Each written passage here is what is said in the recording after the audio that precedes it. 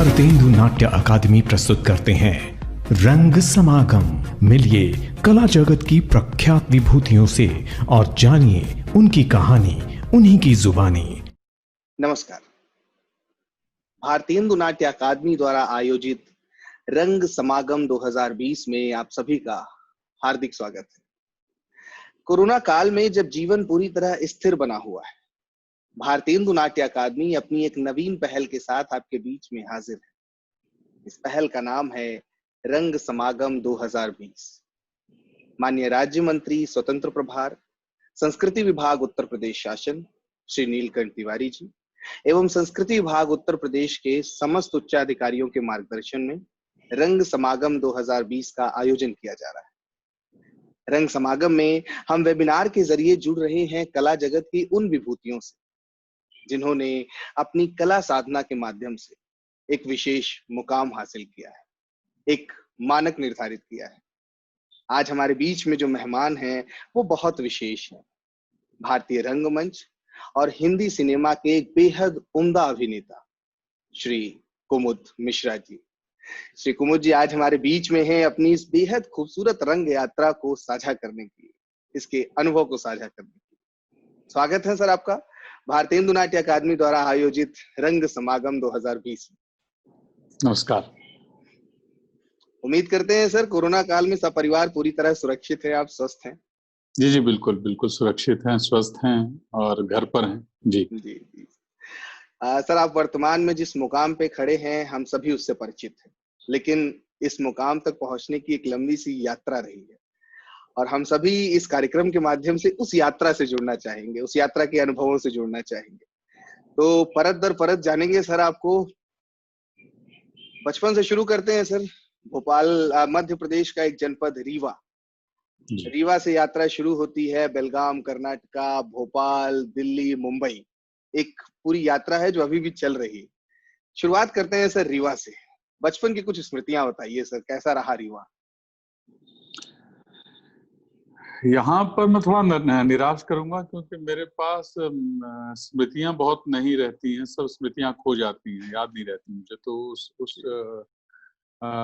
उस मामले में मैं थोड़ा निराश करूंगा। जन्म हुआ है हमारा गांव था माव, जिला रीवा, त्योंथर तहसील, मध्य प्रदेश।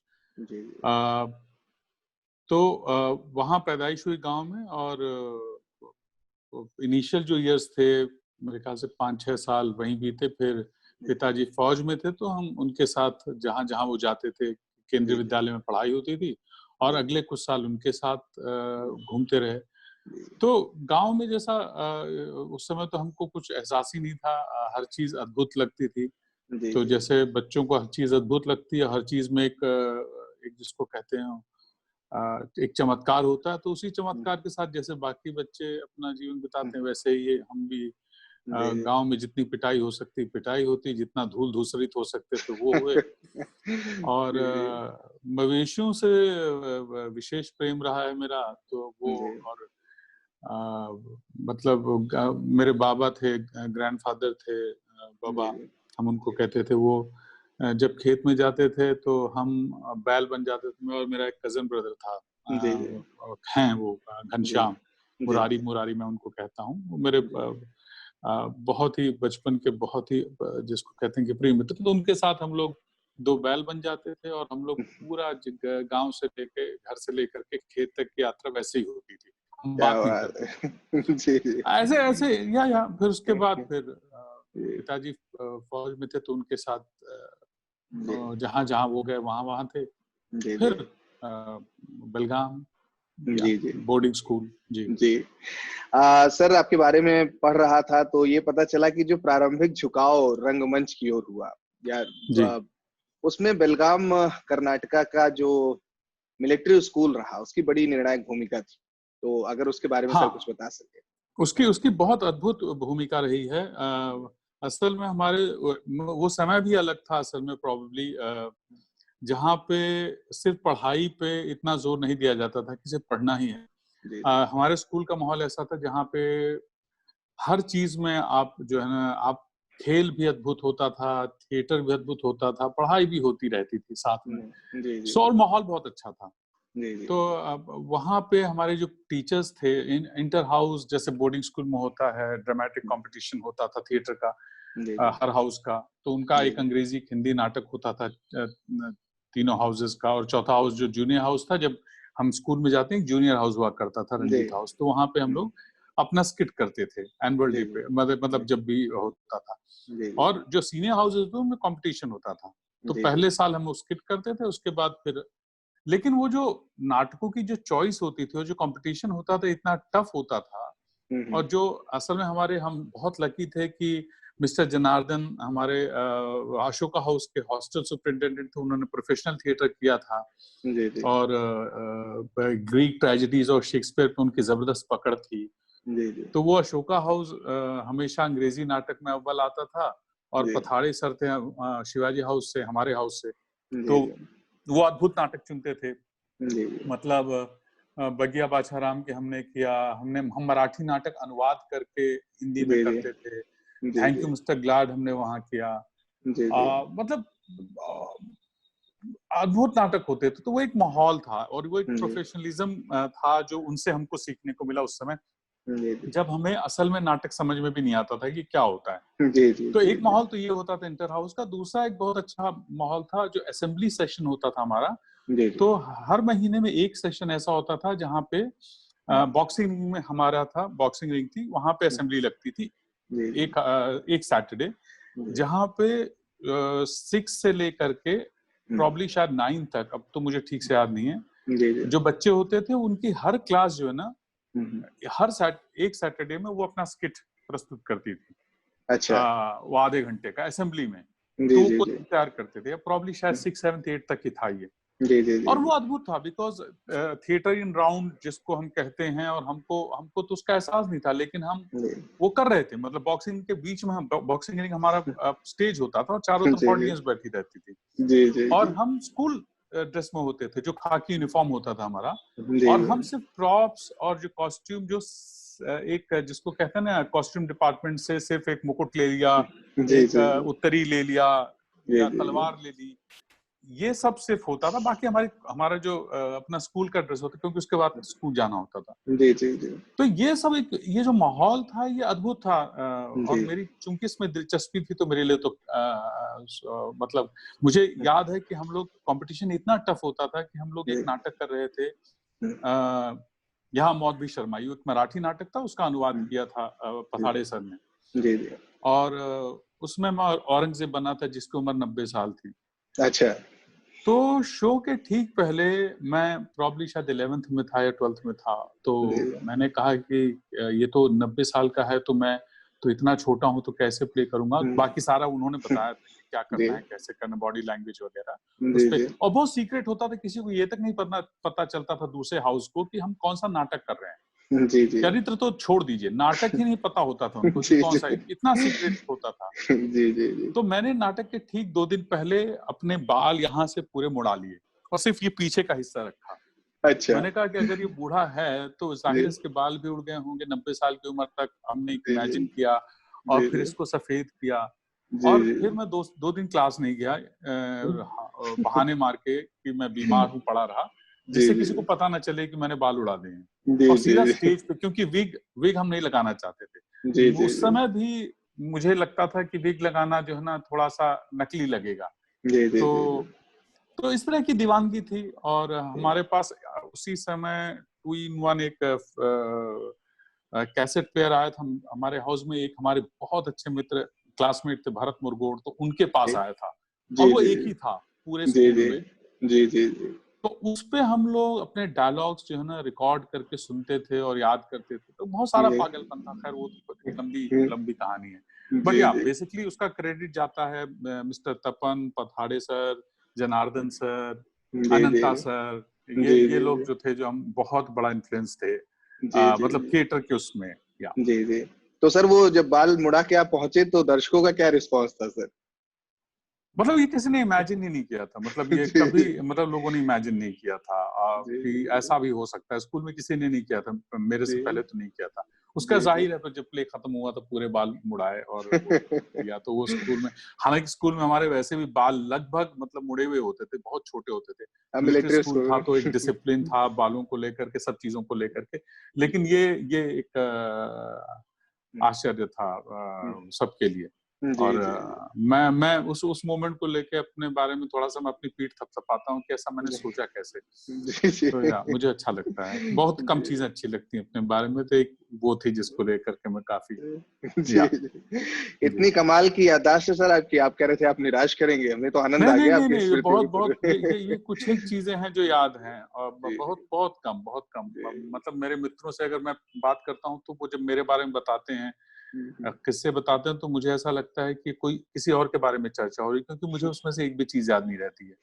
और मुझे लगता है कि ये जीवन मैंने जिया है क्या, और बोलते हैं हाँ ये सब ऐसे ही घटा है। तो या तो सर कर्नाटका से आप वापस भोपाल आए सर, भोपाल में ग्रेजुएशन के लिए, फिर आपने हिस्ट्री और पॉलिटिकल साइंस में ग्रेजुएशन किया। अरे वाह, क्या बात।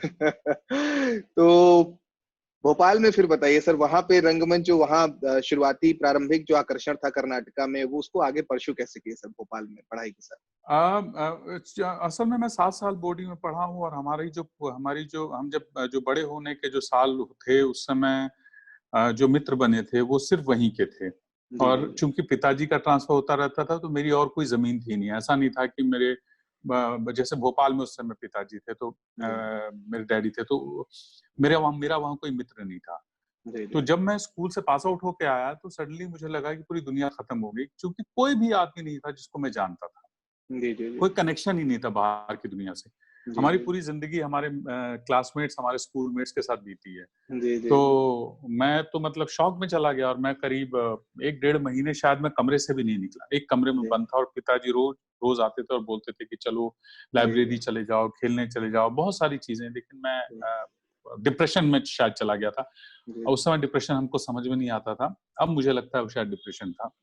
और पिताजी भी बहुत परेशान थे, वो अलग डिप्रेशन में थे कि बच्चे को क्या हो गया। एंड उनको मालूम था मेरी दिलचस्पी थिएटर में है, और उसी समय साउथ सेंट्रल जोन की एक वर्कशॉप लग रही थी भोपाल में, जिसे अलकनंदन सर वो कर रहे थे, कंडक्ट कर रहे थे। तो उसका डैडी को कहीं से इन्फॉर्मेशन मिला, भारत भवन में हो रही थी वर्कशॉप, होने वाली थी। तो वो फॉर्म लेके आए। उन्होंने सोचा कि यही एक तरीका है इसको बाहर निकालने का घर से, क्योंकि यही इसकी दिलचस्पी है। और उन्होंने कहा बेटा वर्कशॉप है और तुम ज्वाइन करोगे, करना चाहोगे? तो मैंने कहा हाँ बिल्कुल। और वो पहली बार मैंने कहा कि हाँ, मैंने उत्साह दिखाया। और वो फॉर्म उन्होंने भरा और जमा किया, और उसके बाद इंटरव्यू के लिए मुझे लेके गए वहां पे। तो मैंने कहा आप चले जाइए, अब आप चले जाइए। तो वो चले गए, और मैंने इंटरव्यू दिया और हो गया मेरा। और मैं मेरे लिए तो कोई मतलब मेरे उत्साह की कोई सीमा नहीं होती। पर उस समय अलग जी ने पूछा कि तुम्हारे पिताजी ने तुम्हारी स्पीच तैयार करवाई है क्या? तो मैंने कहा नहीं। तो क्योंकि मेरे पिताजी खुद रामलीला करते थे, और कमाल के अभिनेता थे, सिंगर थे। तो और मैंने बचपन में एक आध नाटक उनका, रामलीला तो नहीं देखा क्योंकि उस समय मैं बहुत छोटा था। तो लेकिन मैंने जब फौज में थे तो मैंने एक उन्होंने नाटक किया था पृथ्वीराज चौहान की आंखें, वो मैंने देखा। तो मैं समझ गया कि ये डैडी ने आकर के पहले आके परफॉर्म किया होगा, क्योंकि उनको वो कहीं भी मौका नहीं छोड़ते थे। तो शायद उनको ये आभास हो कि मतलब ये पहली बार किसी डायरेक्टर को ऐसा एहसास हो रहा था थिएटर में कि थिएटर के लिए कोई पिता अपने बेटे को लेके आ रहा है। मतलब वो फॉर्म भी भरा, परफॉर्मेंस भी दिया। तो मैं उस वर्कशॉप में सिलेक्शन का पूरा क्रेडिट अपने पिताजी को देता हूँ। उनकी वजह से शायद हमारा सिलेक्शन हुआ, क्योंकि पूरे एमपी से कुछ 20 या पता नहीं कुछ ऐसी गिनती थी जो, तो पूरे मतलब अलग अलग जगह से लोग आए थे, और उसमें सेलेक्ट होना, और प्रोफेशनल्स आए थे, बाकायदा प्रोफेशनल्स आए थे। उसमें सेलेक्ट होना बड़ा मुश्किल था। तो मेरे ख्याल से मेरा सिलेक्शन सिर्फ उत्साह पे हुआ, मेरे डैडी के उत्साह पे हुआ। जी। तो फिर कैसे आगे क्या रहा सर? वो एक माहौल था, मतलब वहां से शुरुआत हुई असल में। फिर अलग जी के साथ लगातार काम करता रहा, रंग विदूषक के साथ मैंने बहुत काम किया, बंसीदा के साथ काम किया, जी जी लिटिल रंगशेल लिटिल बैले ट्रूप, प्रभात दा, गुलदी, जी उनके जी साथ काम किया। जी असल जी मैंने जी भोपाल में लगभग जितने लोग काम कर रहे थे, जैसे जी आलोक चटर्जी, चटर्जी जी जी आलोक भाई हैं, उनके साथ, जैन भाई के साथ, जी जी जी देन जॉन मार्टिन आए थे भारत भवन में, तो उनके साथ विजुअल काम किया। जी जी जी सचिन तिवारी इलाहाबाद से वहां आए थे वर्कशॉप करने, उनके साथ काम किया। जी जी जी सो मैं इरफान सौरभ जी जी के जी साथ काम किया, इप्टा के साथ काम किया, भोपाल इप्टा के साथ। तो मैं भोपाल में जो 3 साल रहा हूँ, उस 3 साल जी में जी मैंने लगभग जितने प्रमुख ग्रुप थे उनके साथ काम किया। जी जी और ये मेरे लिए अद्भुत चीज थी, क्योंकि छोटे शहरों में अक्सर आप एक ग्रुप का हिस्सा बन जाते हैं, तो आप जी जी जी उस ग्रुप से अलग नहीं होते, जी जी और आप सिर्फ उसी ग्रुप के साथ काम करते हैं। जी मतलब जी जो नट बुंदेले के कलाकार थे, वो नट बुंदेले के साथ काम करते थे, जो रंग जी विदूषक के रंग विदूषक के साथ करते थे। लिटिल जी बैले ट्रूप तो खैर अपने आप में एक प्रोफेशनल संस्था थी, तो जाहिर है जी वहां पे तो, जी जी और इप्टा वाले इप्टा के साथ काम करते थे। तो एक जी एक अलग अलग समूह बने हुए थे, जी और मैं जी अकेला कलाकार था उस दौरान, अब का जी मुझे पता नहीं, जो जी जिसने सबके साथ काम किया है। जी तो जी मुझे मतलब उस शहर से अद्भुत, और एक तो भारत भवन का जो माहौल था जी जी वो बहुत रिच था।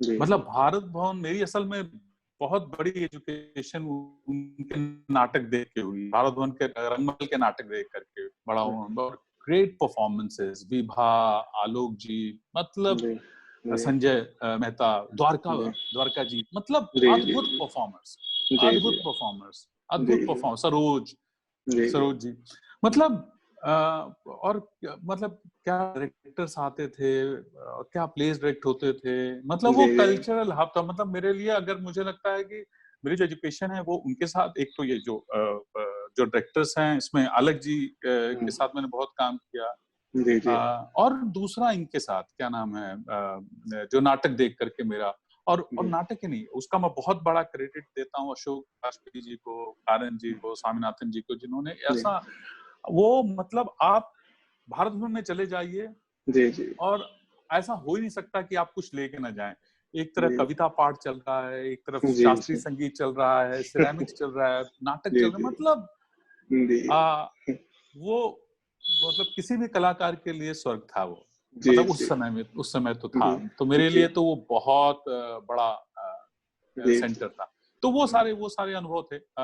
सत्यव्रत राउत के साथ मैंने भोपाल में काम किया, बहुत प्रमुख, में मतलब बहुत सारे नाम छूट भी जाएंगे जी जी बोलते जी बोलते, तो जी वो जी गड़बड़ हो जाएगी, और जब इंटरव्यू खत्म होगा तो याद आएंगे, लेकिन हाँ, जी तो जी जी जी सत्यव्रत राउत जी सर, अभी कल उनके साथ इंटरव्यू था और वो भी आए, वो बहुत सारी जी मेमोरीज जो है वहाँ की साझा भी कर रहे थे, भोपाल की, कारंत जी और भोपाल और सब कुछ जो है। तो सर, ग्रेजुएशन के दौरान 3 वर्ष आप निरंतर रंगमंच में सक्रिय रहे भोपाल में, जी। क्या उसके बाद भी रुकना हुआ ग्रेजुएशन के बाद, या फिर वहां से एनएसटी निकलना नहीं, हुआ? ग्रेजुएशन के बाद मैं एनएसजी चला गया था। असल में मैं सत्या भाई के साथ, सत्यव्रत राउत के साथ मैंने भोपाल में एक नाटक किया था, रोशमन, जी जी और वो बहुत सराहा गया था। और हमारा एक मतलब उन्होंने मेरी यात्रा में उनका बहुत बड़ा योगदान है। उसके बाद जी वो दिल्ली में थे, तो वो दिल्ली में एक नाटक कर रहे थे, पासा, जी जो जी उन्होंने झिमिट खेला करके उड़िया में किया था, जिसको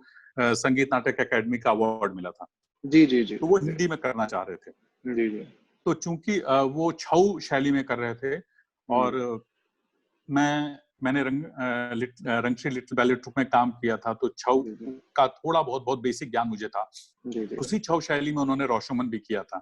जी तो उन्होंने मुझे दिल्ली बुलाया जी पासा करने के लिए, जी जी और वो अद्भुत अवसर था मेरे लिए।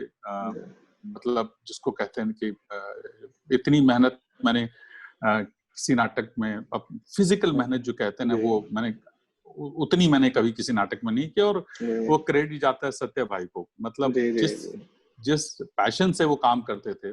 जी जी जी तो वो पासा था, जिसकी वजह से मैं दिल्ली गया था। जी जी और उसके बाद वही उसी की परफॉर्मेंस थी शायद, जब ड्रामा स्कूल ओपन हो रहा था उस साल का बैच, तो जी उनके जी लिए हम लोगों ने परफॉर्म किया था पासा।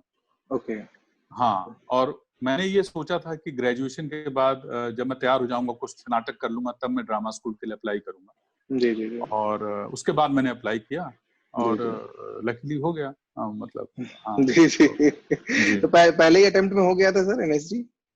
जी जी, पहले अटेम्प्ट में जी जी। हो गया मतलब सर सामान्य तौर पे चाहे वो सतपाल राउत जी हो या जितने भी लोगों का इंटरव्यू लिया गया, सबने एक बात बड़ी कॉमन थी कि परिवार के लोग इनिशियली सहमत नहीं होते थे प्रोफेशनली ऑप्ट करने के लिए थिएटर को। आपके साथ ऐसा हुआ जब आप एनएसडी जाना चाहते हैं तो पिताजी सहमत थे? नहीं, मेरे पिताजी ने मुझे पूरी तरह से सपोर्ट किया है और वो अद्भुत था क्योंकि हम लोग लोअर मिडिल क्लास परिवार से आते हैं। इनफैक्ट असल में गरीब परिवार से आते हैं बहुत। जिस समय इनिशियल जब मैं बहुत छोटा था, जब तक पिताजी असल में फौज में घर से भाग के भर्ती हुए थे। उस समय फौज में जाना खतरनाक माना जाता था, तो कोई फौज में भर्ती होने नहीं देता चाहता था। तो पिताजी मेरे पहले गांव से थे जो फौज में भर्ती हुए थे और हमारी हालत ये थी कि उनके पास भर्ती के लिए जाने के लिए भी पैसे नहीं थे। तो ये हालत थी हमारी, मतलब तो वो असल में वो घर से अपने फूफा थे, हमारे रजा वाले फूफा हैं, उनसे वो उन्होंने वो स्कूल में नौकरी करते थे और उनकी भी मतलब वो असल में वॉचमैन थे फूफा हमारे। तो उनके पास भी कुछ कमाई नहीं थी, लेकिन उन्होंने कुछ पैसे इकट्ठे करके दिए, बोले जाओ। तो ये गए और जा करके भर्ती हो गए फौज में। और उसके बाद सारी पढ़ाई इन्होंने फौज में रह के की। या तो असल में मतलब उस माहौल से आने के जहाँ पे एक फाइनेंशियल जो इनसिक्योरिटी है वो हमेशा रहती है, उसमें बड़ी हिम्मत की बात है कि अगर मैं ऐसा प्रोफेशन चुनना चाहता हूँ और उसके लिए मेरे पिताजी मुझे रोके ना। गाहे बगाहे उन्होंने एक आध बार कहा, बेटा थोड़ा जॉब वॉब देख लो, ये करो तुम, लेकिन जॉब वॉब का कुछ होना चाहिए, बिकॉज कैसे सस्टेन करोगे। तो मैंने कहा देखेंगे, होगा। पर उन्होंने कभी टोका नहीं। तो जब मैं ड्रामा स्कूल कर रहा था और मैंने कभी घर से पैसा भी नहीं लिया, मैंने चूंकि मैं जानता था अपने घर की स्थिति, तो मैं सोचा था कि ये मैंने चुना है तो मेरी जिम्मेदारी है। तो कम से कम मैं अगर उनका जो ड्रीम, अच्छा उसके लिए मैं फौज में मैंने सीडीएस दिया था, क्लियर हो गया था, एसएसबी के लिए गया था और सीडीएस सिर्फ दिया इसलिए था, मुझे फौज में उस समय जाना नहीं था। हालांकि शुरू में जाना था, जब मैं मिलिट्री स्कूल में पढ़ता था तो मैं एक्टर भी बनना चाहता तो फौज में भी जाना चाहता था। बाद में पता चला कि दोनों चीजें नहीं हो सकती, या तो आप एक्टिंग कर लो या फौज में चले जाओ। तो जब मैंने एनएसडी और सीडीएस का एक ही साथ मेरा इंटरव्यू था, फाइनल इंटरव्यू, जो 4 दिन की वर्कशॉप एनएसडी की और 4 दिन का एसएसबी इलाहाबाद में था इनका आर्मी का। तो जाहिर है मुझे जाना नहीं था, तो और मतलब शायद मैं सक्षम भी नहीं था, लेकिन मुझे एनएसडी करना था। वो मैंने सिर्फ इसलिए रिटर्न क्लियर किया था कि मैं पिताजी को ये एहसास, मतलब मैं उनको ये बताना चाहता था कि मैं निकम्मा नहीं हूँ, यानी ये चुना है, ये प्रोफेशन एक्टिंग मैंने चुना है क्योंकि मैं ये करना चाहता हूँ। अब तो अद्भुत, अब तो आईआईटी के बंदे आ रहे हैं, हम तो गंवा रहे हैं उनके सामने। अब तो आईआईटी आईआईएम के बंदे जो हैं वो अपना प्रोफेशन छोड़ के थिएटर करना चाहते हैं, थिएटर करना चाहते हैं। तो ये कितनी कमाल की चीज है। और पूरी भाषा बदली है, तो मतलब रंगमंच की भाषा बदल रही है उन लोगों के आने से। एक तरह का डिसिप्लिन, एक दूसरे तरह का डिसिप्लिन आ रहा है। अप्रोच प्रोफेशनल हो गई है, मोर ऑर्गेनाइज्ड हो गए हैं। और क्रिएटिव तो खैर वो तो खैर बहुत व्यक्तिगत वो है, तो उस पर क्या बोलूं।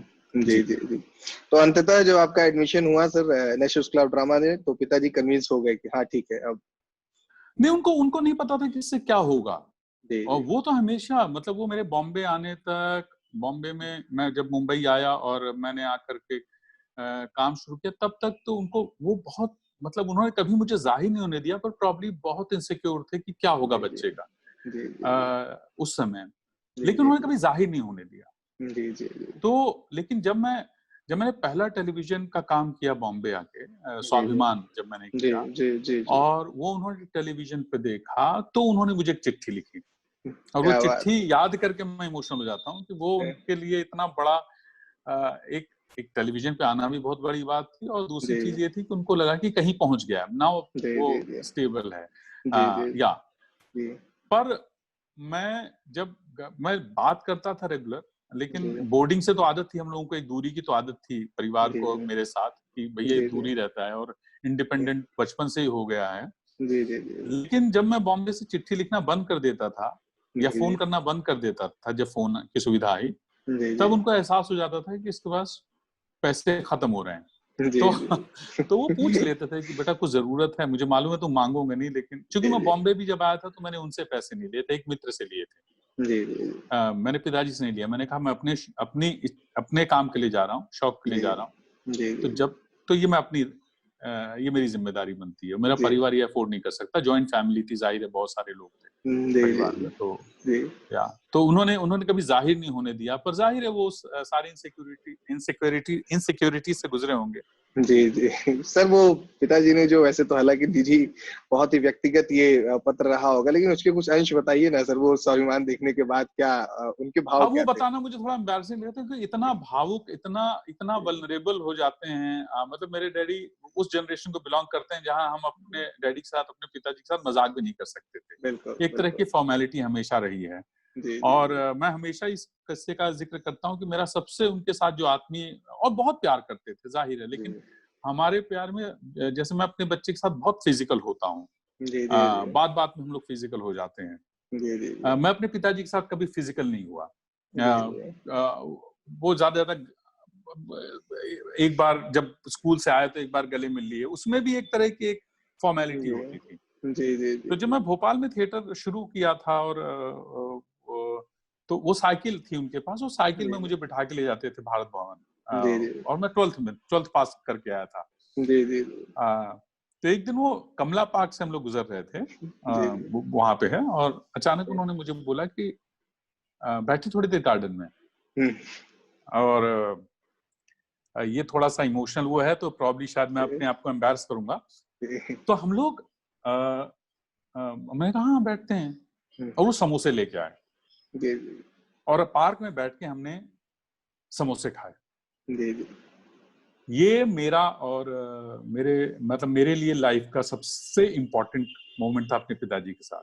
जी, जी, जी। मतलब उससे आत्मीय मोमेंट नहीं हो सकता है। जी, जी, जी। तो या इनफैक्ट कहाँ बात, आपने क्या सवाल पूछा था वो तो खैर निकल ही गया, मैं बहुत चला नहीं, गया। नहीं मैं खत की बात कर रहा था सर कि वो एक पिता के तौर पे जब एक हाँ, तो अपने बेटे वो को असल में मिलती है। वो जो उन्होंने चिट्ठी लिखी थी, वो इतनी, मतलब वो मैं जिक्र नहीं कर सकता उस चिट्ठी को। जी, मैं जी। मेरे पास है अभी भी, जी, जी। जी, पर जी, मैं वो जी। पढ़ नहीं सकता, क्योंकि या मैं उसके बारे में बता नहीं सकता कि उन्होंने क्या लिखा था, बिकॉज़ जी, इतना जी। इतना निजी है, जी, जी, इतना जी। उन्होंने अपने आप को उड़ेला है उस चिट्ठी में। जी, जी, जी। मतलब जी। वो तो या मतलब सर एक पिता के तौर पे, सामान्य तौर पे या पुत्र के तौर पे भी हम बहुत सारी अपनी भावनाएँ जो हैं वो अभिव्यक्त नहीं कर पाते हैं। जी। लेकिन वो चिट्ठी जब मिली होगी तो आपके लिए भी ऐसा लगा होगा कि मतलब सबसे बड़ा अवार्ड तो मेरा यही है कि पिताजी को काम इतना पसंद आया और उन्हें ये उपलब्धि प्रभावित कर रही या बिल्कुल, बिल्कुल, है। बिल्कुल, जी, बिल्कुल। और वो मेरे असल में मेरे जीवन में 2 मेरे पब्लिसिटी, मुझे कभी पब्लिसिटी एजेंट की ज़रूरत नहीं पड़ी। एक मेरे पिताजी जी, थे, जी, जी। जो जो मेरी जो भी तस्वीरें या कोई लेख आया, कुछ आया है, जी, तो जी, जी। उसको उन्होंने अपने हाथ से उसको उन्होंने मतलब उसको फ्रेम करके रखा हुआ है क्या बात है! घर पे। तो वो अभी जी, तक जी। हमारे घर पे। वो एक दूसरी चीज़ की कुछ भी होता था, पूरे रीवा को खबर होती थी। जी, वो साइकिल पकड़ के पूरे निकल जाते थे कि आज मुन्ना का घर में मुन्ना का जी। ये है। जी, तो जी, या जी। वो मतलब जो सक्सेस को असल में मेरे परिवार में असल में किसी ने जेन्युइनली भोगा है, मतलब उसको उसको महसूस किया है। जी, जी, जी। जो भी छोटी-मोटी उस समय टेलीविज़न करते हुए जो भी एक सक्सेस थी, जी, जी, जी। वो पिताजी ने मतलब ये यात्रा देखने के लिए नहीं रहे, वो अलग जी, बात जी, है। लेकिन जी। अगर जी, मतलब वो तो पर ठीक है, मतलब उन्होंने जी, जी। उनको ये सिक्योर थे कि बच्चा मतलब कुछ करने लगा है। ही इज़ नॉट, जी। ठीक है, जी, जी, हाँ, जी। भूखा नहीं मरेगा। माताजी से सर कैसा जुड़ाव रहा? माताजी मेरी हाउसवाइफ हैं, जी, गाँव से हैं, जी, अभी भी बघेली बोलती हैं। जी, जी। उनको जितने मेरे पिताजी एक्सप्रेसिव हैं, उतने ही वो इंट्रोवर्ट हैं। अच्छा। तो वो बहुत एक्सप्रेस नहीं करती जी, हैं। जी। वो जब पिताजी मेरा कोई काम लेके ढिंढोरा पीटते थे, तो वो उनको डाँटती थी कि भई ये क्या मतलब, इतनी बड़ी बात नहीं हो गई है। खुश वो भी होती हैं उतनी ही, जी, लेकिन जी। वो उसको अपने तक रखना चाहती हैं। जी, वो जी। तो या वो बिल्कुल ही और वो भी परफॉर्मर हैं असल में, लेकिन वो उनका सेंस ऑफ ह्यूमर अद्भुत है। तो प्रॉब्ली ये सारी चीजें जो है ना घर से ही सब, आपको जो कुछ भी मिलता है आपके घर से ही मिलता है, तो या जी। तो national school of drama sir आप पहुंच गए, जहाँ पे प्रॉपर एक प्रोफेशनल ट्रेनिंग आपकी होनी थी अगले 3 वर्षों तक। तो वहां का कुछ अनुभव साझा करिए सर, कैसा रहा? क्योंकि यहाँ तो आपने काफी रंगमंच किया था 3 वर्षों में, लेकिन अब प्रोफेशनल स्टडी की बारी। मतलब वो मेरे लिए प्रोफेशनली तो गोल्डन पीरियड था। उस चीज का एहसास उस समय नहीं हो रहा था जिसमें हम कर रहे थे। वो जब आप पास आउट हो जाते हैं और कुछ एक साल आप प्रोफेशनल काम कर लेते हैं, तब असल में आपको एहसास होता है जो आपने ड्रामा स्कूल में किया उसका कितना बड़ा योगदान है आपके जीवन में। वो आपको तब एहसास होता है। आपकी कमियां आपके प्रोफेशनल होने के या प्रोफेशनली काम करने के 5-6 साल बाद तक आपका पीछा नहीं छोड़ती है, इनफैक्ट पूरे जीवन पीछा नहीं छोड़ती है। लेकिन उसका समाधान असल में उन्हीं 3 साल में है जो आपने ड्रामा स्कूल में बिताए होते हैं। तो मुझे लगता है, मेरा मानना है कि ट्रेनिंग बहुत इंपॉर्टेंट है। पर इसका मतलब ये भी नहीं कि जो ट्रेनिंग नहीं करता तो अभिनेता नहीं बन सकता है। उसका कोई गणित नहीं है। पर्सनली मुझे ट्रेनिंग, क्योंकि मैं ड्रामा स्कूल में था और मैं थोड़ा सा रेबल टाइप का था। मैं कोई रेबल नहीं था असल में। वो उम्र ही ऐसी होती है कि सब रेबल होते हैं। इंस्टीट्यूशन से सब बगावत करना चाहते हैं। आपको अच्छी से अच्छी चीज दी जाएगी तो आप उसको बोलेंगे कि नहीं, हमको इससे बेहतर चाहिए। और आपको ये नहीं पता होता है कि असल में आपको क्या चाहिए, लेकिन आप सवाल जरूर पूछते हैं। तो मैं उसका वो हूँ कि सवाल तो पूछना चाहिए, लेकिन पहला सवाल अपने आप से पूछना चाहिए। ये आज मैं कह पाता हूँ, उस समय मैं नहीं कह पाता था। तो बहुत सारी चीजें मैंने ड्रामा स्कूल, मतलब बहुत सीखा है हमने ड्रामा स्कूल में। मतलब अब उसके बारे में तो मैं, मतलब अगर मैं भाव पे जाऊं तो मैं बहुत सारी चीजें बता सकता हूँ। बहुत गलतियां की हैं, बहुत सारे प्रोफेसर्स को चैलेंज किया है, इलॉजिकली चैलेंज किया है कि नहीं ये ऐसा क्यों हो रहा है, बजाय खुद सवाल पूछने के कि मैं उसका पहले सवाल ढूंढूं उसके बाद सवाल पूछूं। पर उसको मैं गलती नहीं मानता, वो फेज था। लेकिन हाँ, ड्रामा स्कूल से पास आउट होने के बाद मैंने एक हमारे टीचर हुआ करते थे, वो एक प्ले कर रहे थे और उस प्ले से मैं सहमत नहीं था। हम असहमत बहुत जल्दी होते हैं जब हम विद्यार्थी होते हैं, तो असहमति और होना भी चाहिए, सवाल भी पूछने चाहिए और बेवकूफाना सवाल भी पूछने चाहिए। पर जब उस सवाल का जवाब ना मिले तो आप ये मान लीजिए कि हर जो टीचर होता है वो ऐसा नहीं हो सकता कि उसके पास सारे सवाल के जवाब हों। बिल्कुल। जैसे एक अभिनेता के तौर पे मेरे पास जवाब नहीं है और किसी अभिनेता के पास नहीं। तो ये हमको खोजना पड़ेगा। ये हमको भी हम क्या करते हैं, हमारी जो समस्या है, हम सवाल लिखते हैं और हम वो सवाल का जवाब किसी और के ऊपर डाल देते हैं और हम उसके बारे में एक मिनट भी नहीं लेते सोचने के लिए। तो खैर ये एक अलग मुद्दा है। तो मैं जब उनके साथ प्ले कर रहा था, नाटक कर रहा था, तो मैं उनके फॉर्म को लेकर के डिस्कस कर रहा था और मैं उनसे पूरी तरह से असहमत था। और वो असहमति थोड़ा सा आगे तक चली गई थी, जहां पे कि जिसको कहता हूं मैं बदतमीजी भी कहूं तो कोई गलत नहीं होगा। और जब मैं पास आउट हुआ और जब मैंने प्रोफेशनली काम करना शुरू किया और मुझे एहसास हुआ कि मैं कितना गलत था। सवाल पूछना गलत नहीं था, उसकी खोज गलत नहीं थी, लेकिन ये जरूर गलत था जिस तरह से मैंने उसका अप्रोच किया था। सो पास आउट होने के 10 या 12 साल बाद या 8 साल बाद मैं उनसे मिला और मैंने उसके लिए माफी मांगी।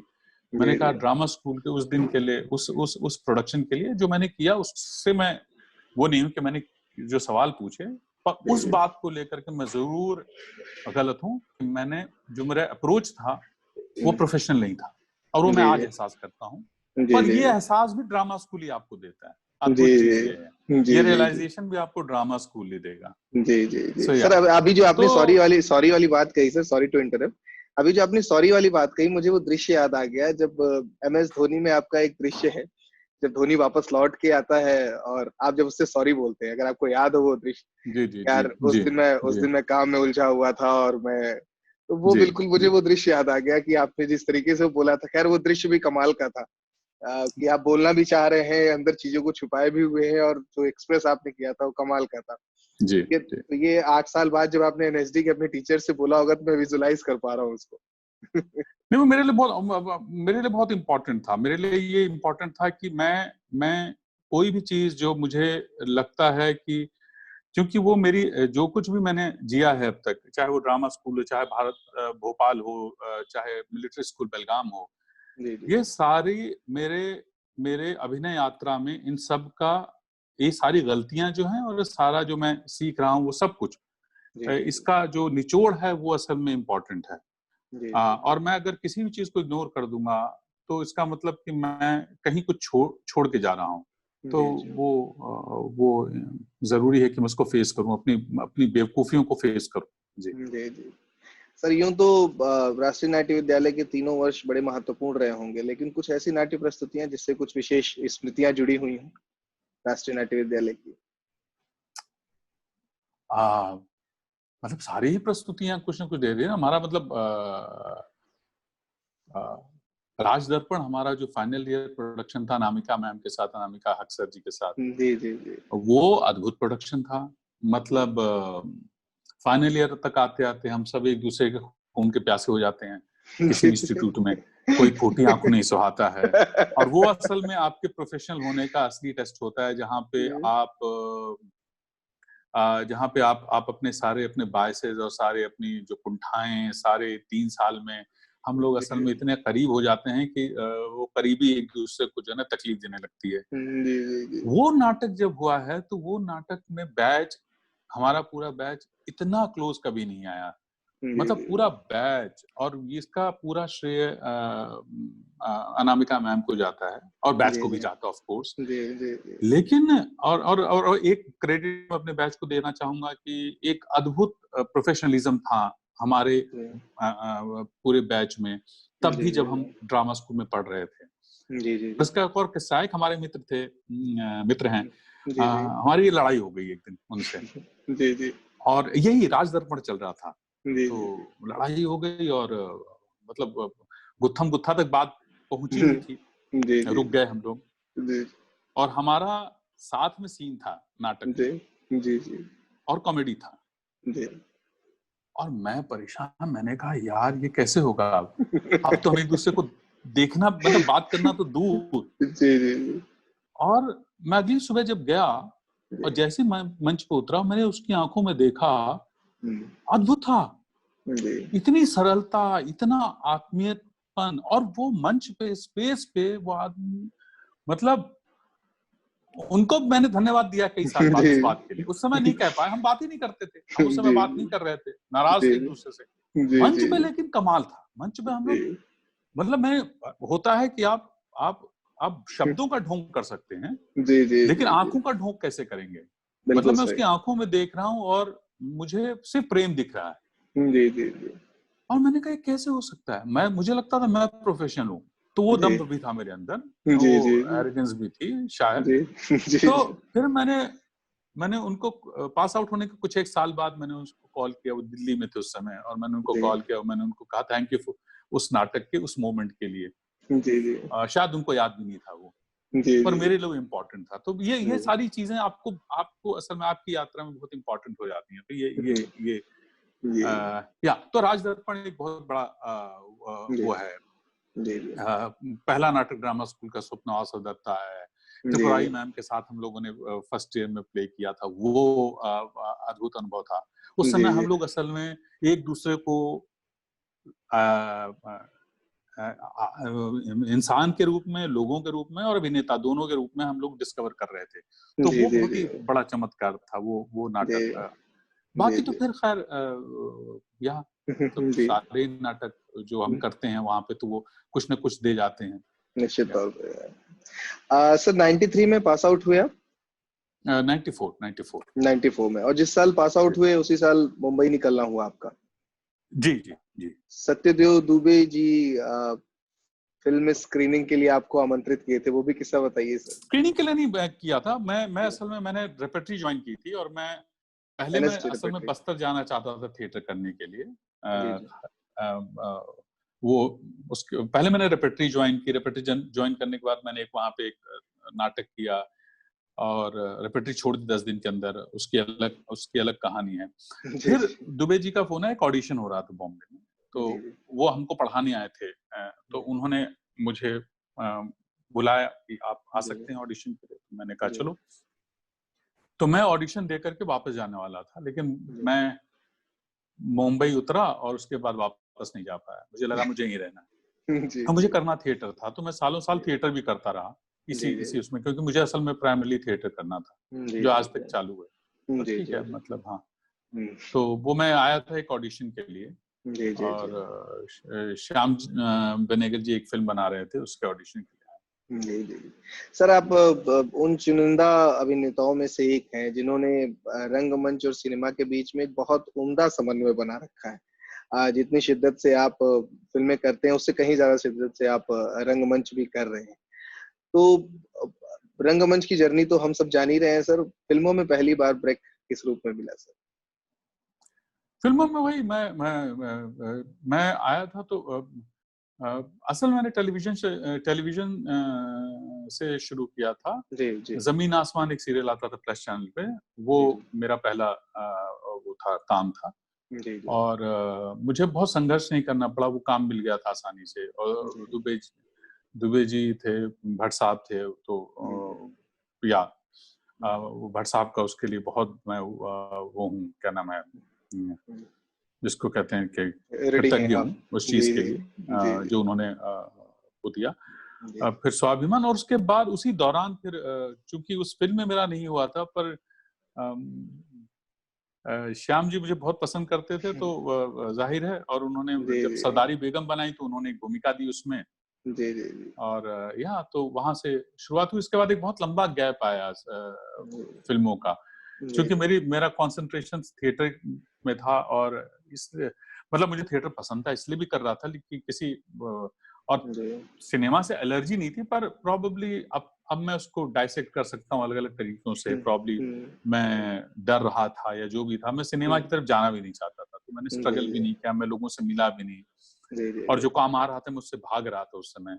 जी, जी। या सो प्राइमरली थिएटर किया कई साल, और टेलीविजन कर रहा था, क्योंकि वो मुझे पैसे दे रहा था घर चलाने के लिए, तो जी, जी, या जी, जी। उसके बाद फिर बोर हो गया टेलीविजन से, तो जी। कुछ साल टेलीविजन भी बंद कर दिया। मैंने कहा अब कुछ नहीं कर, मैं नहीं कर सकता ये, तो जी, जी। उसके बाद फिर चूंकि पैसे चाहिए थे, तो सिनेमा में फिर जी, जी। वापसी हुई, और काम जी। लोगों ने कही ऐसा कि आप इतनी मक्कारी के बाद भी आपको काम दे देता है, तो जी। लेकिन हाँ जी। काम देता रहा जी। सर, वर्तमान दौर में जहाँ पे इस दौर में एक युवा निर्देशकों का एक ये थोड़ा-सा एक चिंता बनी रहती है कि नया कंटेंट नहीं आ रहा है थिएटर में, हम पुराने नाटकों पे ज़्यादा काम कर रहे हैं। ऐसे दौर में जब हम मानव कौल जी की चर्चा करते हैं, जिनके साथ आपने बहुत करीबियत के साथ काम किया है, शक्कर के 5 दाने हों, पीले स्कूटर वाला आदमी जी। हो, या इस तरह के बहुत सारे नाटक हैं। तो उनके लेखन के बारे में सर आपका अपना एक क्या अनुभव है? चूँकि जब आप मंच पे उस उन नाटकों वैसे तो आप यूँ भी मंच पे उतरते हैं तो कमाल करते हैं, लेकिन उनका एक थॉट प्रोसेस थोड़ा-सा दर्शकों को विशेष रूप से आकर्षित कर रहा है, इतनी भाषाओं में अनुवाद हो चुका है उनके नाटकों का। और तो उस उनके बारे में सर अगर कुछ बता सकें, उनका थॉट प्रोसेस क्या है नाटकों का?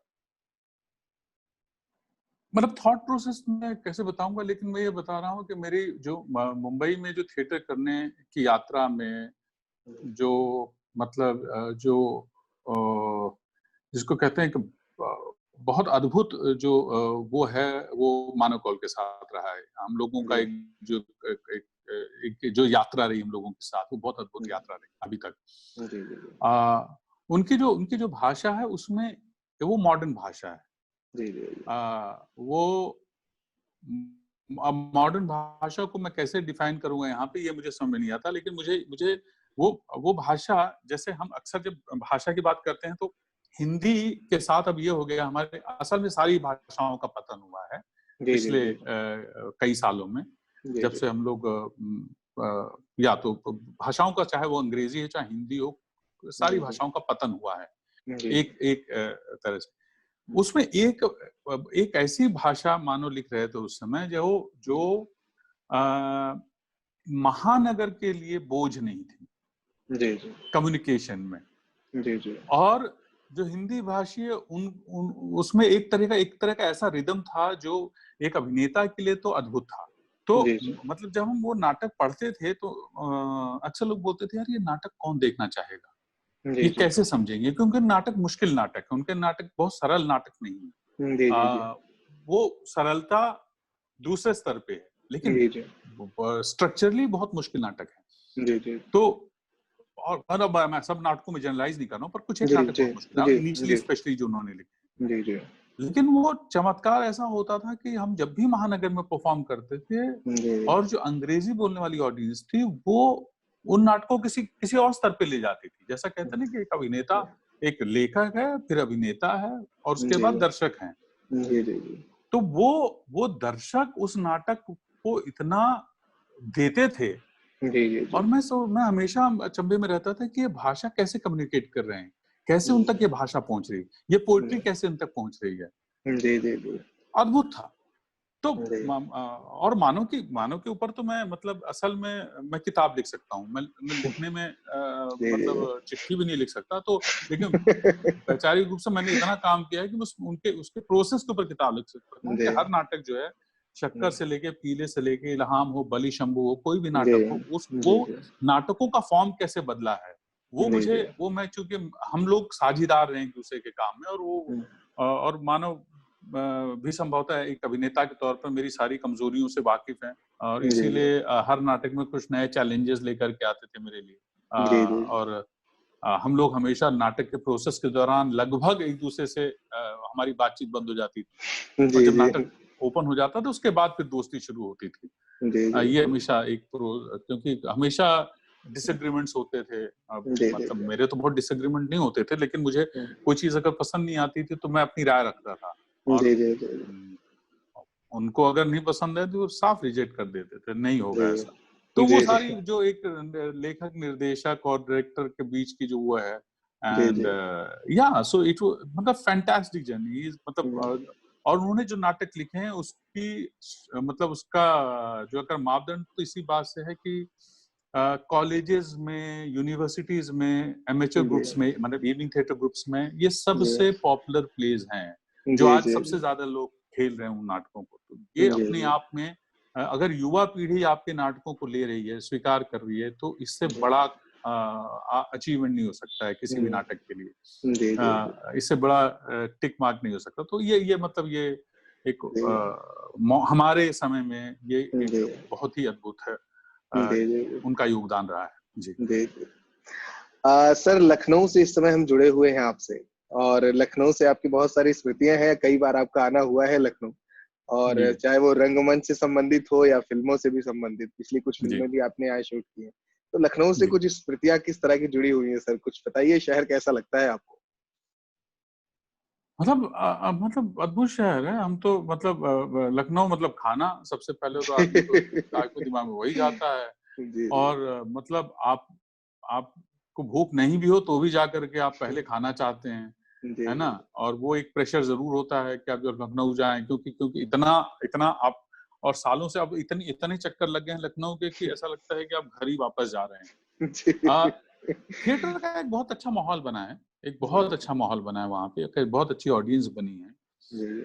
एक वर्ग है जो नॉन चेहरे देखने आता है, एक वर्ग है जो नाटक देखने आता है, और इन दोनों का अपना एक स्थान है किसी भी शहर में, किसी भी आर्ट को बढ़ावा देने में, चेहरे देखने वालों का भी और नाटक देखने वालों का भी। और कब चेहरे देखने वाले नाटक देखने वाले बन जाते हैं आपको पता भी नहीं चलता है, तो जरूरी है वो भी प्रक्रिया जरूरी है। तो उस लिहाज से मैं जब से कर रहा हूँ लखनऊ में परफॉर्मेंस, तब से मैंने ऑडियंस में एक जिसको कहते हैं कि एक वो देखा है, बढ़ाव देखा है, जनसंख्या में एक तरह का वृद्धि हुई है, देखने में भी और मैच्योरिटी में भी। और नाटक जो है ना, पहले हम फेस्टिवल में जाते थे तो ज्यादा वो सरल नाटक, सिंपल नाटक लेके आते थे जिससे कि ऑडियंस को बहुत मुश्किल ना हो। कमर्शियल उसके नाटक जाते थे, हमारे ही थोड़े मुश्किल नाटक थे। तो हम जब शुरू में परफॉर्म करते थे तो हमें लगता था कि हम असल में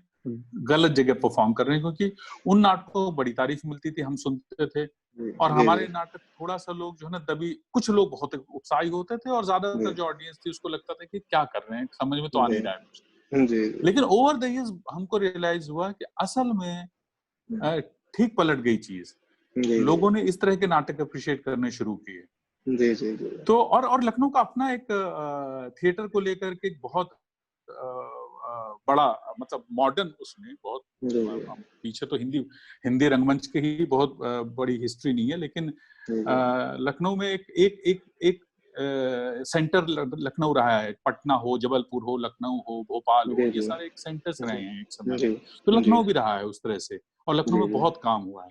तो वो एक बहुत बड़ा रोल अदा करता है ऑडियंस बनाने में और नाटक की समझ में। लेकिन हाँ, ये जरूरी है कि नए नाटक लिखे जाएं, नए लेखक आए। हम लोग बहुत रिलाई करते हैं क्लासिक्स पे। क्लासिक्स होना चाहिए, वो हर अभिनेता का सपना होता है, हर डायरेक्टर का सपना होता है, तो उसका अपना एक स्पेस है। लेकिन क्लासिक्स को हम अप्रोच कैसे करेंगे? हम मॉडर्न सेंसिबिलिटी के साथ अप्रोच करेंगे, हम उसी ढांचे में हम करेंगे, वो बहुत इंपॉर्टेंट है कि हम उसको कैसे कर रहे हैं, कैसे अप्रोच कर रहे हैं। और कई बार मुझे लगता है कि हम असल में हम उस समय में फंस गए हैं, हम उस एक फॉर्म में फंस गए हैं। वो फॉर्म तोड़ना बहुत जरूरी है, उसके लिए एक्सपोजर होना बहुत जरूरी है, उसके लिए दूसरों का काम देखना बहुत जरूरी है, उसके लिए ग्रुप्स का आपस में इंटरेक्ट करना बहुत जरूरी है।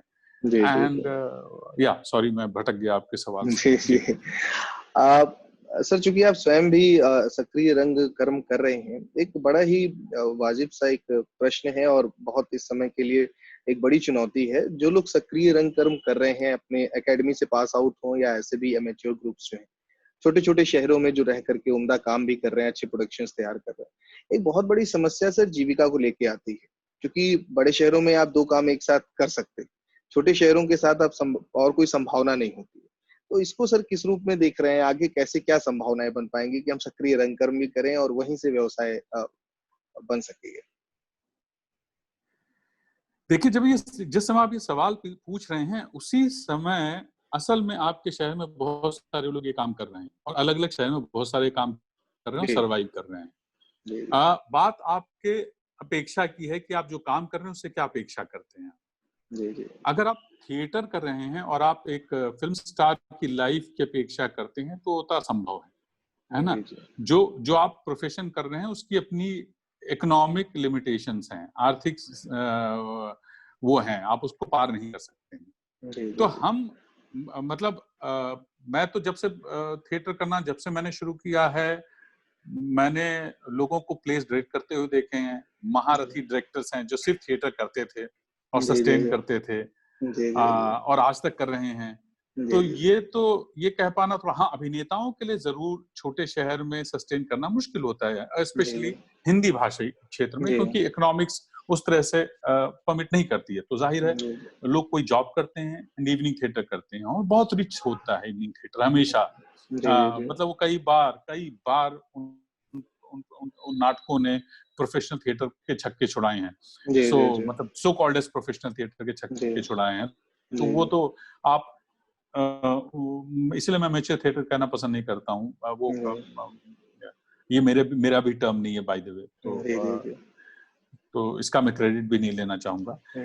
लेकिन जो मुश्किल है, लेकिन सर्वाइवल अपने लिमिटेड रिसोर्सेज में आप कर सकते हैं, आप रास्ते ढूंढते हैं और लोग कर ही रहे हैं। तो मैं गलत आदमी हूँ उस पर राय दे पाने के लिए, लेकिन मैं इतना जानता हूँ कि जो लोग इस प्रोफेशन में वो उस तरह से सरवाइव कर रहे हैं और सस्टेन भी कर रहे हैं। तो वो लोग सस्टेन कर रहे हैं, वो इस चीज को सस्टेन कर रहे हैं। और मुझे लगता है कि अगर आपको पता है कि आप क्यों कर रहे हैं ये, तो आप रास्ता खोज लेंगे। ज्यादातर जब हम एक प्रोफेशनल काम करते हैं, मतलब प्रोफेशन चुनते हैं, थिएटर चुनते हैं, तो आपको ये पता होता है कि इससे मेरी आमदनी इतनी ही होगी। तो फिर आप अगर हालांकि मैं बहुत गलत आदमी हूँ, मुंबई में बैठा हूँ, मैं सिनेमा भी कर रहा हूँ, तो अगर मैं ये कहूंगा कि मैं एक समय बहुत कुछ मैं थिएटर ही कर रहा था, तो वो अब बेमानी लगता है। तो जो लोग कर रहे हैं उसकी स्ट्रगल तो वही जानते हैं, पर लोग कर ही रहे हैं, तभी तो थिएटर चल भी रहा है। जी जी जी। हाँ, थिएटर कभी दिक्कत में नहीं रहा है। जी जी। सर, भारतेंदु नाट्य अकादमी में जैसा कि आप जानते हैं, यहाँ पे 2 वर्षीय डिप्लोमा कोर्स होता है अभिनय का, रंगमंच का। यहाँ से एक नई खेप तैयार होके निकल रही है, देश के कोने-कोने से लोग आए हुए हैं। निश्चित तौर पे कोई रंगमंच में भविष्य संवारेगा, कोई मुंबई की तरफ पलायन करेगा और बहुत सारे विकल्प खुले होंगे। पर एक लंबा अनुभव आपका रहा है, उनके लिए कुछ सुझाव, कोई राय आपकी? कोई राय नहीं, कोई सुझाव नहीं, क्योंकि जीवन अद्भुत चीज है ना। जी, जी। आपकी सांस, मेरी सांस, है हुँ, ना। जी, मतलब मैं सिर्फ ये मैं, अगर पूछा ही जा रहा है तो मैं सिर्फ इतना कह सकता हूँ कि जी, जो कर रहे हैं, क्यों कर रहे हैं, अगर वो पता है तो रास्ता आसान हो जाता है। जी, आप अगर अभिनय कर रहे हैं या निर्देशन कर रहे हैं या लाइट डिजाइन कर रहे हैं और जी, अगर आपको पता है कि आप क्यों कर रहे हैं तो आपका रास्ता आसान हो जाता है। वो बहुत इंपॉर्टेंट चीज है। और एक तरह की सरलता, ओपननेस होनी जरूरी है। जी, या मतलब मुझे लगता है कि जब तक आप खुद जी, नहीं उस यात्रा में कूदेंगे, जी, जी, जी। मैं क्या बता पाऊंगा। मैं ये बता पाऊंगा कि कोई फॉर्मूला नहीं है। जी, जी। कोई भी चरित्र, आप अगर कोई अभिनेता कहता है कि चूंकि 50 साल काम कर चुका है, 30 साल काम कर चुका है, 20 साल काम कर चुका है, हुँ, तो वो समझता है इस प्रोफेशन हुँ, को, तो हुँ, मुझे लगता है वो बेवकूफी है। आप नहीं समझते हैं। क्योंकि जी, हर जी, चरित्र जब आता है, और इसमें मैं बिल्कुल भी अतिशयोक्ति नहीं कर रहा हूं, हर चरित्र जो आपके पास आता है जी, जी, वो असल में आपका पहला चरित्र होता है। आप जी, जी, फेल हो सकते हैं, और आपको लगता है कि कभी भी हम देखते हैं, कोई पहली फिल्म करता है एक आदमी और एक लड़का आता है, वो चमत्कार कर देता है और आपको लगता है ये कैसे हो गया, ये तो मैंने सोचा भी नहीं था। जी, जी, तो जी, यही अद्भुत प्रोफेशन का जादू है, थिएटर का या सिनेमा का, जो भी है। तो जी, अगर आप थिएटर कर रहे हैं, आप आइए, मैदान में कूदिए और एक्सप्लोर कीजिए। जी, पर ये जी, जरूर पता लगाइए कि आप ये क्यों कर रहे हैं। जी, और जी, रीजन कुछ भी हो सकता है, जी, लेकिन अगर क्यों पता है तो बहुत चीजें आसान हो जाएंगी। जी। सर, आपको जब हम लोग बड़ी स्क्रीन पे देखते हैं तो एक बड़ी रोचक बात जो होती है वो ये है कि अ, हमें जो है ना ऐसा लगता है कि हम अपने बीच के किसी व्यक्तित्व को देख रहे हैं, एक आम आदमी को देख रहे हैं, कुछ लार्जर देन लाइफ नहीं लगता है। बड़ी खूबसूरत सी बात ये होती है। बीते दिनों आपकी एक फ़िल्म आई थप्पड़, जिसमें आपने जो फीमेल कैरेक्टर है उनके पिता का किरदार निभाया तापसी पन्नूं। वो एक ऐसा किरदार था कि कई बार जो आपका रिएक्शन था कि इतनी सारी चीज़ें अंदर चल रही हैं, छुपाए भी हैं, कुछ बोल भी रहे हैं। अ, मतलब हर पिता, मैं अपने पिताजी के साथ देख रहा था, वो भावुक हो गए उसको देखते वक़्त। उस किरदार के बारे में सर अगर कुछ बता सकें, क्योंकि बहुत दिल के करीब फ़िल्म है, बहुत सारे लोगों के। तो थप्पड़ में पिता का किरदार था, अद्भुत किरदार निभाया आप। उसका पूरा क्रेडिट जाता है राइटर को और जी, डायरेक्टर को, पहला। जी, क्योंकि लेखनी सब कुछ समेट लेती है। जी, अच्छी लेखनी आपको, आप अगर अच्छी लेखनी है, आप उसको पढ़ भी देंगे तो जी, जादू सा असर करेगी। जी, तो जी, मैं वो एक तो पहली चीज तो वो साफ कर लें कि उसमें मेरी जो भूमिका है वो जी, असल में छोटी भूमिका है। जो बड़ी भूमिका है वो लेखनी की है, और उसके बाद निर्देशक किस तरह से अप्रोच कर रहा है उस टेक्स्ट को, जी, अनुभव जी किस तरह से उसको अप्रोच कर रहे हैं, और वो क्या आपसे एक अभिनेता के तौर पर अपेक्षा कर रहे हैं। और वो जी, अपेक्षा हमेशा संवाद में नहीं होती, वो अपेक्षा साइलेंसेस में होती है। बिल्कुल। जी, जी, और वो जो साइलेंसेस हैं, जब आप एक निर्देशक, आपका रिदम पहचान सके और आप उसका रिदम पहचान सकें और आप बिना संवाद बोले आप समझ जाएं कि ये क्या चाहता है, जी, जी, और तो वो एक आसान हो जाता है। तो वो ये मेरे लिए मुश्किल चरित्र था। जी, अ, जी, मुश्किल इसलिए था क्योंकि मुझे लगा कि मैं इसमें क्या ऐसा करूंगा जो जी, जो जी, जो मुझे डिफरेंट बनाएगा। जी, और सबसे बड़ी बेवकूफी वही होती किसी भी अभिनेता की, जब वो ये सोचता है कि मैं कैसे स्टैंड आउट करूंगा। जी, ये थॉट मेरे मन में भी आया था कि मैं कैसे इस बात को स्पेशल बनाऊंगा। जी, जी, जी, जबकि आपको बनाने की जरूरत नहीं है, वो स्पेशल है। जी, हर चरित्र अपने आप में, जैसे मैंने अभी आपसे कहा, हर अभिनेता जो भारतेंदु से पास हो रहा है वो अपने आप में स्पेशल है। हर जी, निर्देशक स्पेशल है। जी, हम जी, सब खास हैं।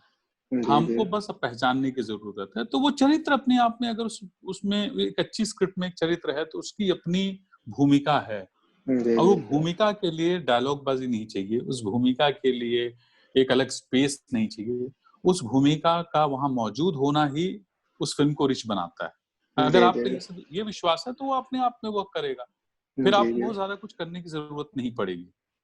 बाकी जो चीजें हुई हैं, अब वो हुई हैं, मतलब मैं उसके बारे में अकेले में अपने एकांत में मैं उसमें विचार कर सकता हूँ, मैं करता ही हूँ और मैं सोचता हूँ, और कई बार मुझे उस पे अंदर से एक तरह का जिसको कहते हैं ना कि दंभ भी होता है ना, घमंड भी आता है कि अरे वाह, और कई बार शर्म भी महसूस होती है। ये सारे इमोशंस, लेकिन वो बहुत निजी इमोशंस हैं जो उस समय चल रहे होते हैं। तो इतना आसान नहीं है जब आप उसको डायसेक्ट करने जाते हो अपने लिए। वो मैं आपके लिए नहीं कर पाऊंगा डायसेक्ट, वो किसी और के लिए नहीं कर पाऊंगा डायसेक्ट, क्योंकि वो इतनी कॉम्प्लेक्स प्रक्रिया है कि आप उसके बारे में बात करते ही उसको आप ओछा बना दोगे। हालांकि वो बात करने की क्लैरिटी होनी चाहिए किसी भी अभिनेता में, वो जरूरी है। मैं उतना उसमें बहुत सक्षम नहीं हूँ, लेकिन मैं परफॉर्मेंस को, अपने परफॉर्मेंस के बारे में मैं डायसेक्ट करने में, अपने निजी क्षणों में, निजी उसमें जीवन में मैं काफी क्रूर हूँ। तो या मतलब हुआ ठीक हुआ, और अच्छा लगता है कि लोगों को पसंद आई भूमिका। भूमिका से ज्यादा इम्पोर्टेंट है कि फिल्म पसंद आई, क्योंकि फिल्म इम्पोर्टेंट थी, महत्वपूर्ण थी, और बहुत लेयर्ड फिल्म है, और जजमेंटल फिल्म नहीं है, बिल्कुल, और समाज को सिखा नहीं रही है कुछ, समाज को कटघरे में खड़ा नहीं कर रही है, बस आपको आत्ममंथन करने का एक मौका देती है वो। और वो अनुभव जी की लगभग पिछली 3 फिल्मों में ये एक बहुत बड़ी क्वालिटी रही है कि आप एक बहस छिड़ जाती है समाज में उनकी फिल्मों से, और ये बहुत बड़ा जिसको कहते हैं कि योगदान है कि एक बहस छिड़ जाए, चाहे वो मुल्क हो, चाहे आर्टिकल हो, चाहे थप्पड़ हो, इसमें एक बहस हो जाती है, लोग चर्चा करने लगते हैं और लोग साइड्स लेने लगते हैं, और वो इम्पोर्टेंट है। हम इतने हमारी बहस असल में ट्विटर तक सीमित रह गई है। तो फिल्में आपको एक तरह का एक समाज को वापस लाके बहस करने के लिए राजी करती है, प्रॉब्ली या तो मैं असल में मैं अनर्गल बोल रहा हूँ, बात खत्म हो चुकी है। नहीं बात बिल्कुल नहीं खत्म हुई है सर, ये तो हमारे कार्यक्रम का एक बड़ा महत्वपूर्ण अंग था कि हम थप्पड़ पे आपसे चर्चा कर सकें, क्योंकि वो कैरेक्टर बहुत सारे लोगों के दिल के बहुत करीब है, विशेष रूप से आप जिस तरह से अपनी बच्ची को समझाते हैं, और कई बार जब आप पूरी वार्ता से डेविएट कर देते हैं कि अच्छा रुको मैं चाय बना के लाता हूँ या कुछ ऐसा करते हैं, तो वो एक बड़ी यूनिक सी चीज होती है। सर, हम कार्यक्रम के आखिरी पड़ाव पे है, एक बड़ा महत्वपूर्ण विषय है जिसपे आपसे हम राय जानना चाहेंगे कि लॉकडाउन का ये दौर चल रहा है, या यूं कहें कोरोना का लॉकडाउन तो अनलॉक हो गया है। धीमे-धीमे फिल्म की शूटिंग भी शुरू हो जाएंगी, लेकिन इस दौरान जो सबसे ज्यादा प्रभावित होने वाली चीज दिख रही है, क्योंकि अगले कई दिनों तक या महीनों तक कह लें, अभी भीड़-भाड़ से बचना है, पब्लिक गैदरिंग से बचना है। तो रंगमंच को सर इतने लंबे समय तक जो ये शून्यता बनी रहेगी, इसके बारे में सर आप किस रूप में देख रहे हैं आने वाले दिनों में? बहुत मुश्किल समय है, मतलब वो बहुत मेलोड्रामेटिक हुए बिना अगर मैं कहूँ तो मुश्किल दौर है। असल में रंगमंच के लिए नहीं, समाज के लिए मुश्किल दौर है। और पहली बार लोगों को ये एहसास हो रहा है कि हमें एक दूसरे की कितनी जरूरत है, और हम वो चीज ही हम भूल गए थे कि हमको एक दूसरे के साथ बैठ के कॉफी पीना और चाय पीना और गप्पाबाजी करना, सामाजिकता से हम सामाजिक होते हुए भी हम एक दूसरे के साथ नहीं थे। हम अपने मोबाइल, अपने उस दुनिया, वो भी एक चरित्र है जो हमारे साथ रहने लगा है, और बहुत इंपॉर्टेंट चरित्र है, जाहिर है उसकी बहुत बड़ी भूमिका हमारे जीवन में। पर अब ये एहसास हो रहा है कि लाइव इंटरेक्शन कितना इम्पोर्टेंट है। तो ये अभिनेताओं के लिए रंगमंच स्पेशली, क्योंकि रंगमंच तो लाइव इंटरेक्शन है, तो ये मुश्किल समय है। इस समय तो मैं यही कह सकता हूँ कि लोग, अभिनेताओं के लिए एक तरह का गोल्डन पीरियड है कि आप जितना पढ़ सकते हैं पढ़ें, जितना आत्ममंथन कर सकते हैं करें। हालांकि कहना आसान है, और इस समय आप वो सारी चीजें एक लिस्ट बना सकते हैं, फहरिस्त बना सकते हैं कि भाई साहब अगले 3 साल में मुझे ये करना है और ये टारगेट करना है थिएटर में। बाकी मुझे लगता है कि हमको इंतजार ही करना पड़ेगा, क्योंकि जब तक इसका समाधान नहीं आएगा, हम मतलब अगर हम ये कहें कि मैं निकल के चला जाऊंगा कि मैं 4 लोगों को बुला के नाटक कर लूं, तो वो तो शूटिंग का भी एक प्रारूप हो सकता है, पर नाटक जब तक मतलब वहां तो आपको ऑडियंस चाहिए जो बैठे साथ में, एक्टर्स चाहिए जो परफॉर्म करने, तो थोड़ा समय लगेगा। लेकिन आदमी बहुत जिसको कहते हैं ना अद्भुत जीव है, वो बहुत जल्दी हम लोग वापस आएंगे। मतलब मैं तो पॉजिटिव इश्यूज को लेके। जी सर। सर, प्रमुख सचिव संस्कृति विभाग उत्तर प्रदेश श्री जितेंद्र कुमार जी और निदेशक भारतीय हिंदू नाट्य अकादमी श्री रमेश चंद्र गुप्ता जी की ये पहल है कोरोना काल के दौरान रंग समागम, जिसमें आप जैसे जो विभूतियां हैं उनसे उनकी यात्रा को जानने का अवसर हम प्राप्त कर पा रहे हैं। इस पहल के बारे में सर आपके विचार, रंग समागम 2020? इसमें मुझे सिर्फ एक ही समस्या है कि जो विभूति जो शब्द है ना, ये अद्भुत शब्द है। ये विभूति शब्द मतलब ये हमारे पास हिंदी में ऐसे कोई सरल शब्द नहीं है कि जिसमें कहे कि मतलब मैंने तो अभी तक ऐसा कुछ अचीव भी नहीं किया है कि मैं विभूति इस तरह से। जहां तक इस पहल का सवाल है, मेरे ख्याल से ये इम्पोर्टेंट है कि हम इस दौरान हमारा एक दूसरे से कम्युनिकेशन इतना मुश्किल हो गया है, इतना कम हो गया है, तो ये एक मौका लगा है जहां पे हम अपने विद्यार्थियों को, मैं आपके साथ आपके माध्यम से उन तक पहुंच रहा हूं, और ऐसे बहुत सारे लोग हैं जो एक दूसरे से एक तरह का संवाद स्थापित कर रहे हैं। और ये मैं जो बोल रहा हूं, ये एक तरफा बात नहीं, ये एक संवाद है जो मैं आपके माध्यम से प्राइमरीली भारतीय हिंदू के साथ कर रहा हूँ। उसके बाद फिर लार्जर उसमें देश के साथ, समाज के साथ जिसकी भी दिलचस्पी इस प्रोफेशन में है या इस संवाद में है, और अगर ऐसे ही कई सारे संवाद होंगे तो उसका एक दस्तावेज होगा हमारे समय का। और वो बहुत इम्पोर्टेंट है। हम असल में हम हमेशा हमने थिएटर में हमने कभी चीजों को संजोया नहीं है। हमारी हमेशा से जिसको कहते हैं ना कि हम यहाँ रखते हैं चीजें, यहाँ नहीं रखते। ये मौका है कि सामने भी आए, एक रिकॉर्ड हो जो रेफरेंस के तौर पे भी काम आए, कि इस समय ये आदमी क्या सोचता था, ये व्यक्ति क्या सोचता था, इसकी अप्रोच क्या थी काम को लेकर, अगर कुछ अप्रोच थी तो। तो ये बहुत अच्छी पहल है। और इस तरह की मतलब मुझे लगता है कि ऐसे सिर्फ रंगमंच के लिए जो पहल आप लोग कर रहे हैं, उसमें आपको डाइवर्स फील्ड से आप जाहिर आप लोग खुद ही अप्रोच कर रहे होंगे, classical dancers, singers, stage craft के लोगों से इंटरेक्शन, डायरेक्टर और एक्टर्स तो खैर हैं ही, एक्टर्स तो ग्लैमर का हिस्सा बन जाते हैं, चाहे वो थिएटर में हो चाहे वो सिनेमा में हो। तो हम लोग एक्टर बाद में बनते हैं, ग्लैमर हमको स्टेज पे भी ग्लैमर आ जाता है।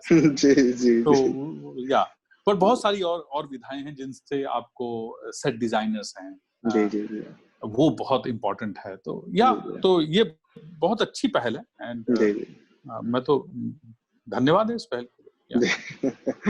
सर, भारतीय हिंदू नाट्य अकादमी के इस आमंत्रण को स्वीकार करने के लिए और अपनी इस खूबसूरत सी जो रंग यात्रा आपकी रही है, उसको हम सभी से साझा करने के लिए बहुत बहुत धन्यवाद सर। उम्मीद करते हैं बहुत जल्द ही किसी नई मुहिम के साथ आपसे मुलाकात होगी। अगली बार आप लखनऊ आएंगे तो भारतीय हिंदू नाट्य अकादमी के छात्र छात्राओं के साथ आपका एक संवाद भी स्थापित हम लोग कोशिश करेंगे कि वो सत्र भी हो सके, तो बड़ी खुशी होगी सबको। और बहुत बहुत धन्यवाद सर। बिल्कुल, थैंक यू सो मच, बहुत बहुत शुक्रिया। और बहुत अच्छा आपने मतलब बहुत सारे सवाल आपने पूछ लिए, और पता नहीं मैं कितना उसमें सफल रहा, लेकिन इससे बेहतर तो मैं नहीं हो सकता था। लेकिन बहुत बहुत धन्यवाद, बहुत बहुत धन्यवाद। Thank you so much. Thank you so much sir.